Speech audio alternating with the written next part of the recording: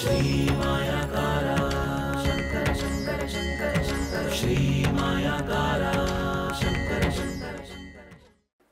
ಶ್ರೀ ಗುರುಭ್ಯೋ ನಮಃ. ಮಾಯಕಾರ ಪ್ರಭುವೇ ನಮಃ. ಗಣೇಶ ದೇವಿ ವಾಗ್ದೇವಿ ಮಮ ವಾಕ್ಯ ಸಿದ್ಧಿ ಕುರು ಕುರು ಸ್ವಾಹ. ನೀಲಾಂಜನ ಸಮಾಭಾಸಂ ರವಿಪುತ್ರಂ ಯಮಾಗ್ರಜಂ ಛಾಯಮಾರ್ತಾಂಡ ಸಂಭೂತಂ ತಂ ನಮಾಮಿ ಶನಿಶ್ಚರಂ. ಓಂ ಕ್ರಾಂ ಕ್ರೀಂ ಕ್ರೋಂ ಸಹ ಶಂ ಶನಿಶ್ಚರಾಯ ನಮಃ. ಆರಾಧ್ಯ ದೈವನಾಗಿರುವಂಥ ಮಲೆಮಹದೇಶ್ವರರ ನಮನದಲ್ಲಿ ನೆನೆಯುತ್ತಾ ವಿದ್ಯಾಗುರುಗಳ ತಂದೆ ತಾಯಿಯ ಪಾದಾರವಿಂದಗಳಿಗೆ ನಮಸ್ಕಾರವನ್ನು ಮಾಡ್ತಾ ಜಗದ್ಗುರು ಪಂಚಾಚಾರ್ಯರನ್ನು ಬಸವಾದಿ ಶರಣರನ್ನ ಮನದಲ್ಲಿ ನೆನೆಯುತ್ತಾ ನನ್ನೆಲ್ಲ ಪ್ರೀತಿಯ ಯೂಟ್ಯೂಬ್ ವಾಹಿನಿಯ ವೀಕ್ಷಕ ಬಂಧುಗಳ ಅಂತರಾತ್ಮಗಳಿಗೆ ನಿಮ್ಮ ಮುಗುರು ಮಧು ದೀಕ್ಷಿತ್ ಮಾಡುವಂತಹ ಪರಿಪೂರ್ಣವಾದಂಥ ನಮಸ್ಕಾರಗಳು. ಇವತ್ತಿನ ಸಂಚಿಕೆಯಲ್ಲಿ ಶನೇಶ್ವರ ಸ್ವಾಮಿಯ ಜನನ ಮತ್ತು ಇದೇ ಫೆಬ್ರವರಿ 26ನೇ ತಾರೀಕು ಶಿವರಾತ್ರಿ ಹಬ್ಬದ ದಿನ ಶನಿ ಜಯಂತಿಯ ಆಚರಣೆ. ಇದನ್ನು ಮಾಡುವಂಥದ್ದು ಹೇಗೆ ಎಲ್ಲ ವಿಷಯಗಳನ್ನು ಇವತ್ತಿನ ಸಂಚಿಕೆಯಲ್ಲಿ ನಾನು ನಿಮಗೆ ತಿಳಿಸ್ಕೊಡ್ತೇನೆ. ಇನ್ನೂ ಯಾರೆಲ್ಲ ಸಬ್ಸ್ಕ್ರೈಬ್ ಆಗಿಲ್ಲ ಬೇಗ ಸಬ್ಸ್ಕ್ರೈಬ್ ಆಗಿ ಮತ್ತು ಫಾಲೋ ಮಾಡಿ ಅಂತೇಳ್ತಾ ನೋಡಿ, ವಿಶೇಷವಾಗಿ ಶನೇಶ್ವರ ಸ್ವಾಮಿ. ಶನೇಶ್ವರ ಸ್ವಾಮಿ ಅಂದ ತಕ್ಷಣವೇ ಒಂದು ರೌಂಡು ಎಲ್ಲರಿಗೂ ಸ್ವಲ್ಪ ಭಯ ಶುರುವಾಗ್ಬಿಡುತ್ತೆ, ಹೌದಲ್ವಾ? ಆ ಭಯ ಖಂಡಿತವಾಗಿಯೂ ಬೇಡ. ನಾನು ಯಾವಾಗಲೂ ಹೇಳ್ತೀನಿ, ಅದು ಪಂಚಮ ಶನಿ ಇರ್ಬೋದು, ಅರ್ಧಾಷ್ಟಮ ಶನಿ ಇರ್ಬೋದು, ಅಥವಾ 7.5 ಇರ್ಬೋದು. ನಮ್ಮ ಕರ್ಮಾನುಸಾರೇಣ ಒಂದಷ್ಟು ಫಲಗಳು ಪ್ರಾಪ್ತಿಯಾದರೂ ಕೂಡ ನಮ್ಮವರು ಯಾರು ಅನ್ನುವಂಥದ್ದನ್ನು ತಿಳಿಸುವಂಥದ್ದು ಯಾರು ಅಂದರೆ ಅದು ಶನೇಶ್ವರ ಸ್ವಾಮಿ. ನಮ್ಮ ಕಷ್ಟ ಬಂದಾಗ, ನಮ್ಮ ನೋವಿನ ಸಂದರ್ಭದಲ್ಲಿ, ನಮ್ಮ ಆರ್ಥಿಕ ಸಂಕಷ್ಟದ ಸಮಯದಲ್ಲಿ ನನ್ನವರು ಅಂತ ಯಾರಿದ್ದಾರೆ, ನೀನು ನನ್ನವರು ಅಂತ ಏನು ಅಂದ್ಕೊಂಡಿದೆಯಲ್ಲ ಅವ್ರು ಯಾರು ನಿನ್ನವರಲ್ಲ. ಒಂದು ಸರಿ ನೋಡಪ್ಪ, ಈ ಕಷ್ಟದಲ್ಲಿ ನಿನಗೆ ಯಾರು ಬಂದರು, ಕೊನೆ ಪಕ್ಷ ಮುಂದೆ ಆದ್ರೂ ಬುದ್ಧಿಯನ್ನು ಕಲಿ ಅಂತ ತಿಳಿಸ್ಕೊಡುವಂಥ ಕೆಲಸವನ್ನು ಈ 7.5 ಪಂಚಮ ಶನಿ ಅಷ್ಟಮದ ಶನಿಯಲ್ಲಿ ಮಾಡ್ತಾರೆ. ಜೊತೆಗೆ ನೀವು ಇಲ್ಲಿ ಪ್ರಮುಖವಾಗಿ ತಿಳ್ಕೋಬೇಕಾಗಿರುವಂತಹ ವಿಷಯ ಏನಪ್ಪ ಅಂತಂದರೆ, ಯಾಕೆ ಪಂಚಮ ಶನಿ ಅಷ್ಟಮ ಶನಿ ಯಾಕೆ ಎದುರ್ಕೋತೀರಿ? ನಿಮ್ಮ ಕರ್ಮ, ನಿಮ್ಮ ಪಾಸ್ಟ್ ಕರ್ಮ, ಲಾಸ್ಟ್ 30 ಇಯರ್ಸ್ ಕರ್ಮ ಏನಿದೆಯಲ್ಲ, ಅದರಲ್ಲಿ ನೀವು ಒಂದಷ್ಟು ಒಳ್ಳೇದು ಮಾಡಿರ್ತೀರಿ, ಗೊತ್ತೋ ಗೊತ್ತಿಲ್ಲದೇನೋ ತಪ್ಪು ಮಾಡಿರ್ತೀರಿ. ಎಲ್ಲದಕ್ಕೂ ಸಂಬಂಧಪಟ್ಟಂಥ ಫಲಾಫಲಗಳನ್ನು ಅನುಭವಿಸುವಂಥದ್ದು 7.5.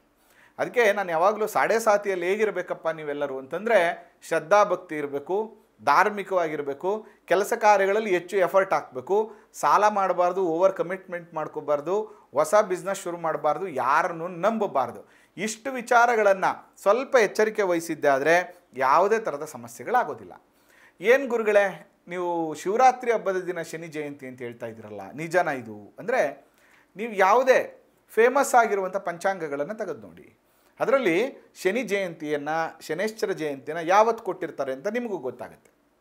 ಸಂಜ್ಞಾದೇವಿ ಮತ್ತು ಸೂರ್ಯದೇವನ ವಿವಾಹವಾದ ನಂತರ ಕೆಲವೇ ದಿನಗಳಲ್ಲಿ ಸಮಸ್ಯೆ ಒಂದು ಆಗುತ್ತೆ. ಏನಪ್ಪ ಅದು ಸಮಸ್ಯೆ ಅಂತಂದರೆ,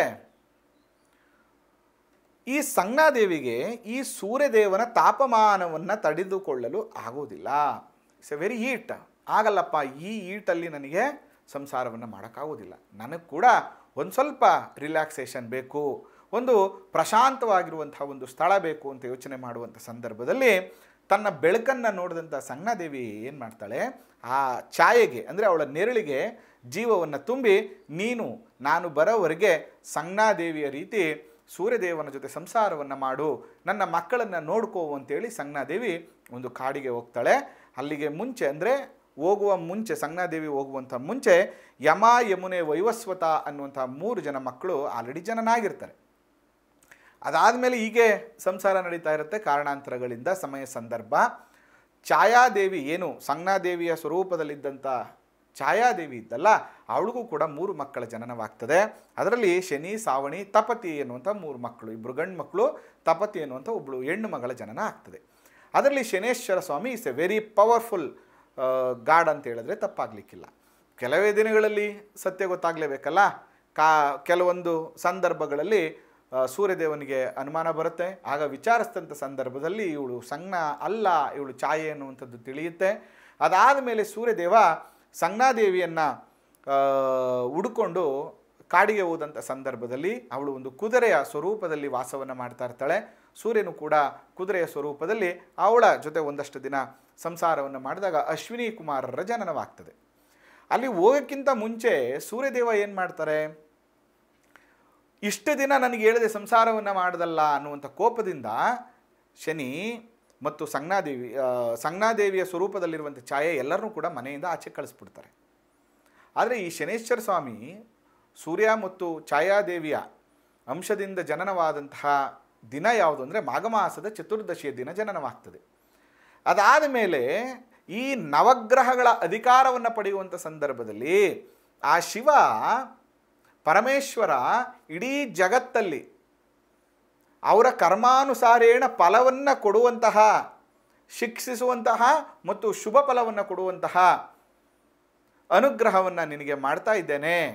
ಈ ಪಾಪ ಮತ್ತು ಪುಣ್ಯ ಫಲಗಳು ಅಂದರೆ ಕರ್ಮ ಇದೆಯಲ್ಲ, ಅದು ಸಕಲ ಜೀವಿಗಳಲ್ಲಿ ಯಾರಿಗೂ ತಪ್ಪಿದ್ದಲ್ಲ, ದೇವಾನುದೇವತೆಗಳಿಗೆ ತಪ್ಪಿದ್ದಲ್ಲ, ರಾಕ್ಷಸರಿಗೆ ತಪ್ಪಿದ್ದಲ್ಲ, ತ್ರಿಮೂರ್ತಿಗಳಿಗೂ ಕೂಡ ತಪ್ಪಿದ್ದಲ್ಲ ಅಂಥೇಳಿ ಶನೇಶ್ವರ ಸ್ವಾಮಿಗೆ ವರವನ್ನು ಕೊಡುವಂಥ ಸಂದರ್ಭ. ಆ ಅನುಗ್ರಹ ಪಡೆದಂಥ ದಿನ ಯಾವುದು ಅಂತಂದರೆ ಇದೇ ಮಾಘ ಮಾಸದ ಚತುರ್ದಶಿಯ ದಿನ. ಅದಕ್ಕೋಸ್ಕರ ಈ ಶನಿ ಜಯಂತಿಯನ್ನು ಆಚರಣೆ ಮಾಡೋದ್ರಿಂದ ಸಕಲ ಸಾಡೇ ಸಾತಿಯ ದೋಷಗಳು ನಿವಾರಣೆ ಆಗ್ತದೆ. ಮತ್ತು ಭಾಳ ಮುಖ್ಯವಾಗಿ ನಿಮ್ಮ ಮನೆಯ ಪಶ್ಚಿಮ ದಿಕ್ಕನ್ನು ಶುದ್ಧವಾಗಿಟ್ಕೋಬೇಕು. ಬೆಳಿಗ್ಗೆ ಎದ್ದ ತಕ್ಷಣ ಹಳೆ ವಸ್ತ್ರಗಳಲ್ಲಿ ಇರಬಾರ್ದು. ನಿಮ್ಮ ಲೈಫ್ ಸ್ಟೈಲ್ ತುಂಬ ನೀಟಾಗಿರಬೇಕು. ಬೆಳಿಗ್ಗೆ ಎದ್ದ ತಕ್ಷಣ ಸ್ನಾನ ಮಾಡಿ ದೀಪವನ್ನು ಹಚ್ಚಿಟ್ಬೇಕು. ನಿಮ್ಮ ನಿತ್ಯ ಕರ್ಮಗಳನ್ನು ಚೆನ್ನಾಗಿ ಇಟ್ಕೊಳ್ಳೋದ್ರಿಂದ ಕೂಡ ಈ ಸಾಡೇ ಸಾತಿ ಪಂಚಮ ಶನಿ ದೋಷಾದಿಗಳು ನಿವಾರಣೆ ಆಗ್ತದೆ. ನೋಡಿ ಎಷ್ಟು ಅದ್ಭುತವಾದಂಥದ್ದು ಅಂತಂದರೆ, ಈ ಶನೇಶ್ವರ ಸ್ವಾಮಿಗೆ ಭಯಪಟ್ಟು ಒಂದಷ್ಟು ಕ್ಷಣಗಳ ಕಾಲ ಬೇರೆ ಪ್ರಾಣಿಯ ದೇಹದಲ್ಲಿ ಶಿವ ಕೂಡ ಅವತು ಕುಳಿತಿದ್ದ ಅನ್ನುವಂಥ ಪುರಾಣದ ಹಿನ್ನೆಲೆಗಳು ನಮಗೆ ಸಿಗುತ್ತೆ. ಅದಕ್ಕೆ ಶಿವನ ಅಂಶವೇ ನಿನ್ನಲ್ಲಿದೆ. ಅದಕ್ಕೆ ಶನಿ ಪ್ಲಸ್ ಈಶ್ವರ, ಶನೀಶ್ವರ ಅನ್ನುವಂತಹ ಹೆಸರಿನಿಂದ ಪ್ರಖ್ಯಾತವನ್ನು ಕೂಡ ಶನೇಶ್ವರ ಸ್ವಾಮಿ ಗಳಿಸ್ತಾರೆ. ಅದೇ ಕಾರಣಕ್ಕೆ ಇದು ಎಂಥ ಸುಸಂದರ್ಭ ಅಂತಂದರೆ, ಶನಿದೋಷಾದಿಗಳು ನಿವಾರಣೆ ಆಗಬೇಕು ಅಂದರೆ ಶಿವನನ್ನು ಪೂಜೆ ಮಾಡಿ, ಶಿವನ ಅಂಶವಾಗಿರುವಂಥ ಆಂಜನೇಯನನ್ನು ಪೂಜೆ ಮಾಡಿ ಅನ್ನುವಂಥ ಪ್ರತೀತಿ ಇದೆ. ಅದು ನಿಜ ಕೂಡ. ಅದರ ಜೊತೆಗೆ ಇಂಥ ಸುಸಂದರ್ಭ ಮಾಘ ಮಾಸದಲ್ಲಿ ಶಿವಪಾರ್ವತಿಯರ ವಿವಾಹವಾದಂಥ ದಿನ, ವಿಷವನ್ನು ಸೇವಿಸಿದಂಥ ದಿನ, ಭೂಲೋಕದಲ್ಲಿ ತ್ರಿಲೋಕದಲ್ಲಿ ಸಂಚಾರ ಮಾಡುವಂಥ ಒಂದು ದಿನ ಶನೇಶ್ವರ ಸ್ವಾಮಿ ಜಯಂತಿ ಕೂಡ ಇದೆ. ಶಿವ ಮತ್ತು ಶನೇಶ್ವರ ಸ್ವಾಮಿಯನ್ನು ಏಕಕಾಲದಲ್ಲಿ ಪೂಜೆ ಮಾಡುವಂತಹ ಪುಣ್ಯ ನಮಗೆ ಇನ್ನೆಲ್ಲಿ ಸಿಗುತ್ತೆ. ಅದರಿಂದ ಅವತ್ತಿನ ದಿನ ನೀವು ಶಿವನ ದೇವಸ್ಥಾನದಲ್ಲಿ ಮುಗಿಸಿ ಶನೇಶ್ವರ ಸ್ವಾಮಿ ದೇವಸ್ಥಾನದಲ್ಲಿ ಹೋಗಿ ಶನೇಶ್ವರ ಸ್ವಾಮಿಗೆ ತಿಲಾಭಿಷೇಕವನ್ನು ಮಾಡುವಂಥದ್ದು. ಶಂ ಶನೇಶ್ವರಾಯ ನಮಃ ಅನ್ನುವಂತಹ ಮಂತ್ರವನ್ನು 108 ಅಥವಾ 1008 ಬಾರಿ ಜಪವನ್ನು ಮಾಡುವಂಥದ್ದು. ಅನುಕೂಲ ಆದಂತೆ ವೃದ್ಧಾಶ್ರಮಗಳಿಗೆ ಕೈಲಾದ ಸಹಾಯವನ್ನು, ಒಂದು ವೃದ್ಧರು ಎಲ್ಲಿರ್ತಾರೋ ಅಲ್ಲಿ ಶನೇಶ್ವರ ಸ್ವಾಮಿ ಇರ್ತಾನೆ ಅಂತ. ಅದಕ್ಕೆ ಜಾತಕದಲ್ಲಿ ಶನಿ ಇದ್ದರೆ ಚೆನ್ನಾಗಿದ್ದರೆ ವಯಸ್ಸಾದ ಮೇಲೆ ಕೂಡ ನಾವು ಚೆನ್ನಾಗಿರ್ತೀವಿ. ಜಾತಕದಲ್ಲಿ ಶನಿ ದೋಷಗಳಿದ್ದರೆ, ಶನಿ ದುಸ್ಥಾನಾದಿಗಳಲ್ಲಿ ಪೀಡಿತನಾಗಿದ್ದರೆ ವಯಸ್ಸಾದ ಮೇಲೆ ನಮ್ಮದು ಒಳ್ಳೆಯ ಜೀವನ ಇರಲ್ಲ, ತುಂಬ ಕಷ್ಟವನ್ನು ಪಡಬೇಕಾಗ್ತದೆ. ಅದಕ್ಕೋಸ್ಕರ ಅವತ್ತಿನ ದಿನ ವೃದ್ಧಾಶ್ರಮದಲ್ಲಿ ಅನೇಕರಿಗೆ ನಿಮ್ಮ ಕೈಲಾದ ಭೋಜನ ಮಾಡಿಸುವಂಥದ್ದು ಅಥವಾ ಏನೋ ಒಂದು ವಸ್ತ್ರವನ್ನು ಕೊಡುವಂಥದ್ದು, ಬೆಡ್ಶೀಟ್ ಕೊಡುವಂಥದ್ದು, ಏನೋ ಒಂದು ಪುಟ್ಟ ಕಾರ್ಯವನ್ನು ಮಾಡಿ.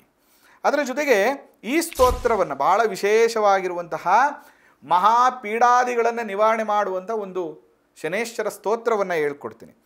ನಮಸ್ತೆ ಕೋಣ ಸಂಸ್ಥಾಯ ಪಿಂಗಲಾಯ ನಮೋಸ್ತುತೆ, ನಮಸ್ತೆ ವಿಷ್ಣು ರೂಪಾಯ ಕೃಷ್ಣಾಯ ಚ ನಮೋಸ್ತುತೆ, ನಮಸ್ತೆ ರೌದ್ರ ದೇಹಾಯ ನಮಸ್ತೆ ಕಾಲಕಾಯಜೆ, ನಮಸ್ತೆ ಯಮ ಸಂಜ್ಞಾಯ ಶನೇಶ್ಚರ ನಮೋಸ್ತುತೆ, ಪ್ರಸಾದ ಕುರು ದೇವೇಶ ದೀನಸ್ಯ ಪ್ರಣತಸ್ಯ ಚ. ಈ ಮಂತ್ರವನ್ನು ಅವತ್ತಿನ ದಿನ ವಿಶೇಷವಾಗಿ 108 ಬಾರಿ ಪಠಣೆ ಮಾಡಿದ್ದೇ ಆದರೆ, ಶರಣಾಗತಿ ಆಗಿದ್ದೇ ಆದರೆ, ಮುಂದಿನ ದಿನಗಳಲ್ಲಿ, ಮುಂದಿನ ಶಿವರಾತ್ರಿ ಬರುವವರೆಗೆ, ಮುಂದಿನ ಶನಿ ಜಯಂತಿ ಬರೋದ್ರೊಳಗಡೆ ನಿಮ್ಮ ಜೀವನದ ಅನೇಕ ಸಂಕಷ್ಟಗಳು ನಿವಾರಣೆ ಆಗುತ್ತೆ ಅಂತ ಹೇಳ್ತಾ, ಶನೇಶ್ವರ ಜಯಂತಿಯನ್ನು ಎಲ್ಲರೂ ಕೂಡ ವಿಶೇಷವಾಗಿ ಆಚರಣೆ ಮಾಡಿ. ಅದರ ಜೊತೆಗೆ ನಿಮಗೂ ಕೂಡ ನಮ್ಮ ಮಾಯಕಾರ ಟಿ ವಿ ಮತ್ತು ವಾಸ್ತುವಿಜ್ಞಾನ ಯೂಟ್ಯೂಬ್ ಚಾನಲಲ್ಲಿ ಬರ್ತಾ ಇರುವಂಥ ಸಂಚಿಕೆಗಳು ಇಷ್ಟ ಆಗ್ತಾ ಇದೆ ಅಂದರೆ ನೋಡಿ, ವಾರ ಭವಿಷ್ಯ ಇರ್ಬೋದು, ಅನೇಕ ಧಾರ್ಮಿಕ ಪುರಾಣ ವಿಷಯಗಳನ್ನು ಮಾಯಕಾರ ಟಿ ವಿಯಲ್ಲಿ ತಿಳಿಸ್ಕೊಟ್ರೆ, ಸಂಪೂರ್ಣವಾದ ವಾಸ್ತು ವಿಚಾರಗಳನ್ನು ವಾಸ್ತುವಿಜ್ಞಾನ ವಾಹಿನಿಯಲ್ಲಿ ನಾನು ತಿಳಿಸ್ಕೊಡ್ತೇನೆ. ನಿಮಗೂ ಇಷ್ಟ ಆಗ್ತಾಯಿದ್ರೆ ಸಬ್ಸ್ಕ್ರೈಬ್ ಆಗಿ, ಶೇರ್ ಮಾಡಿ, ಸಪೋರ್ಟ್ ಮಾಡಿ ಅಂತ ಹೇಳ್ತಾ, ಅದ್ರ ಜೊತೆಗೆ ನಿಮಗೂ ಜ್ಯೋತಿಷ್ಯ ವಾಸ್ತು ಪ್ರಶ್ನೆ ಭಾಗವನ್ನು ಕಲಿಬೇಕು ಅಥವಾ ಜಾತಕವನ್ನು ತೋರಿಸ್ಬೇಕು, ನಮ್ಮ ಪ್ಲ್ಯಾನ್ ಕರೆಕ್ಷನ್ ಮಾಡಬೇಕು, ಗುರುಗಳೆಲ್ಲ ಸಲಹೆ ತಗೋಬೇಕು ಅಂದರೆ ಖಂಡಿತ ಭೇಟಿ ಮಾಡಿ ಅಂತ ಹೇಳ್ತಾ ಈ ಸಂಚಿಕೆನ ಮುಗಿಸ್ತಾ ಇದ್ದೇನೆ. ಆ ಮಲೆಮಹದೇಶ್ವರರ ಅನುಗ್ರಹ ಸದಾ ನಿಮ್ಮ ಮೇಲಿರಲಿ. ನಮಸ್ಕಾರ. ಶ್ರೀ ಮಾಯಾಕಾರ ಶಂಕರ ಶಂಕರ ಶಂಕರ ಶಂಕರ ಶ್ರೀ